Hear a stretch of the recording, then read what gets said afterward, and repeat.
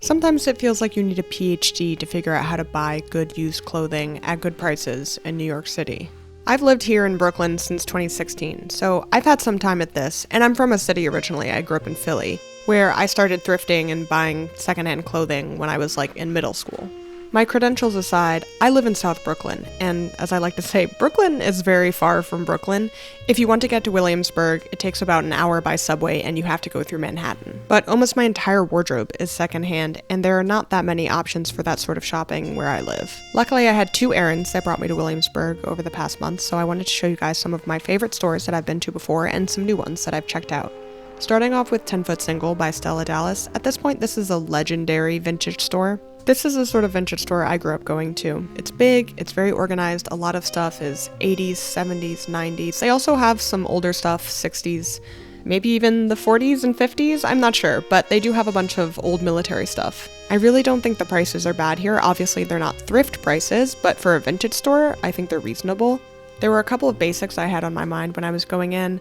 Another white button-down shirt, a black blazer, some military pants, like those green ones. I'm also on the lookout for a sort of beige or brown neutral bag, a tote or a basket, something like that.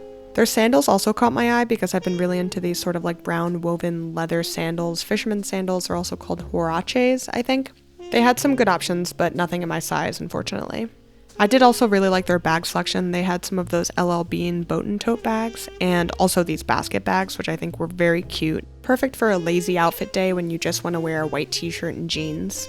I wasn't completely sold on any of them, and I think that has to do more with them not fitting my personal style, but I am keeping them in mind in case I want to go back and grab one. After I took a couple laps of the store, I grabbed some clothes that I wanted to try on and headed to the changing rooms. Between the 2 blazers, I decided on this one, which is a woman's linen blazer. And then, not shown because I was so flustered, I tried on about 10 pairs of pleated khaki pants. I didn't like any of them. I tried them across all sizes. Nothing was working for me. These ones were okay, but I didn't get them.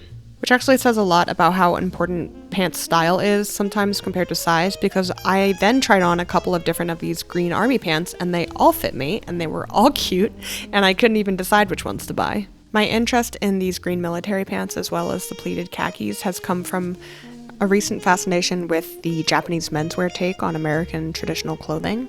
I'm very inspired right now by the way that they reinterpreted American prep. I passed on getting another white button down. I think I want something flowier than this, and then I headed home for the day. So the first half of this thrift trip took place on a weekday and a not very nice day, but the second day was this past Sunday where it was really beautiful outside. Here's my little fit check. My focus that day was trying some stores I had never been to before, which I had saved on my Google Maps as one to go.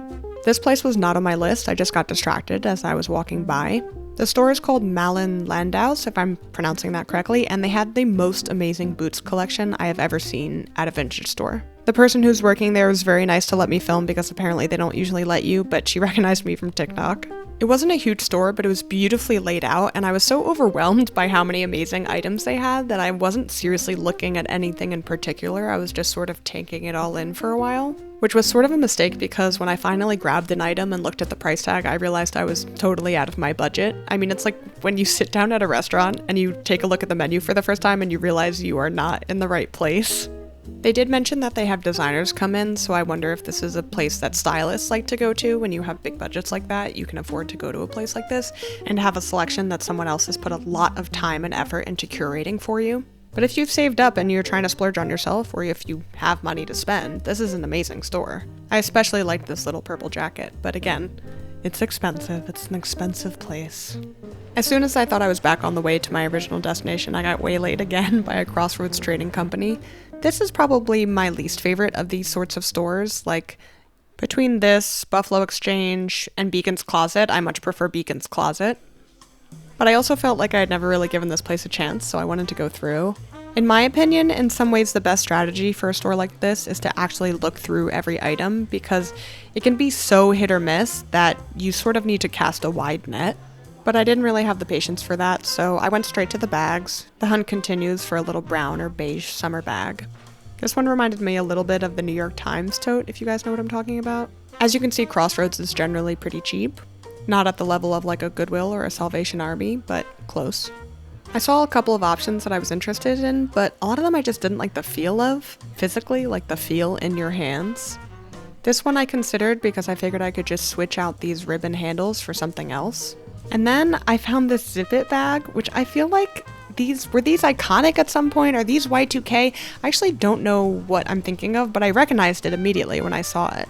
I really did consider getting it. I like this sort of olive and yellow color combination, but I didn't like how low it sat and the strap wasn't adjustable, so. I also tried this little brown leather bag, but I didn't like the shape, and I hate a top handle bag. I need something to be crossbody or at least a shoulder bag. If I just hold it in my hand, I will put it down and I will walk away and I will never see that bag again. Then I was considering this navy bag for a hot second because it did have a crossbody attachment, but I didn't like the bottom of it and the hardware in general, that gold. It just felt cheap. A lot of things in the store that I was touching just felt cheap and not very good quality. But continuing my quest for a brown or sort of khaki pant, I did find these two options. They were both in the sort of 9-10 size range, which are a little bigger than I usually get. I'm usually an 8. These Madewell pants were 32. They were just too big for me. I offered them to my partner and he said no, he didn't want them either. But as soon as I put on these other pants, I realized that they had been put in the wrong section. They were a UK size 10, which I believe is a US size 6. Which is also not my size, so generally the sizing was confusing, but they are 100% cotton. They're BDG, which is an Urban Outfitters brand, which I'm a little unsure of. As you can see, it's a very wrinkly fabric, but they're so nice and light, and when I cuffed them, I really liked the shape on me, so I picked them up. I'd love to know what the original price was, but for pants that looked like they had not even been worn, $20 was a good deal. After Crossroads, I finally went to the right place, or the first half of the right place, which is Chickee's, the men's location. I almost walked right by it. It's in this like garden level apartment showroom. Beautiful, beautiful store, vastly overpriced in my opinion. These pants, which were very similar to the pants that I had just got from 10 Foot Single, are over twice the price. Maybe that was because they were in perfect condition, but I don't know, if you're buying like old military pants, I think it's fine for them to have some wear. The women's showroom was very similar. I mean, I've seen stores like this before in Manhattan as well, where they sell white t-shirts for like $200, but these stores also had like wool Armani coats, which are beautiful and not so easy to find, nice to try on in person, and those are priced at like $400, $500. That's sort of a reasonable price. My final stop of the day was Artists and Fleas, Williamsburg, which is what it sounds like, kind of a flea market. I'll be honest, at this point in the day, my feet were really hurting. As you can see, I'm so flustered, I pulled instead of pushed. But I wanted to give this place a quick walkthrough because I had never been. The building was separated into two halves, so on this side where the glasses are were people selling handmade stuff or stuff from small brands and businesses, and then on the other side there was a collection of different vintage sellers. I can't say exactly what the price point was here because there were so many different sellers, but I think it's a nice place to walk through and worth checking out. Since I was walking pretty quickly through, the only thing that caught my eye was this Coach bag. There were a lot of Coach bags there for some reason. This one was beautiful, but it was also $300. Vintage Coach bags can definitely be expensive, but this one was not nearly in perfect condition, so I thought it would be a lower price. I do really want a brown bag though. I know she's out there for me, waiting. So that was it for me that day. I do have one more thing for you, which is my try-on haul.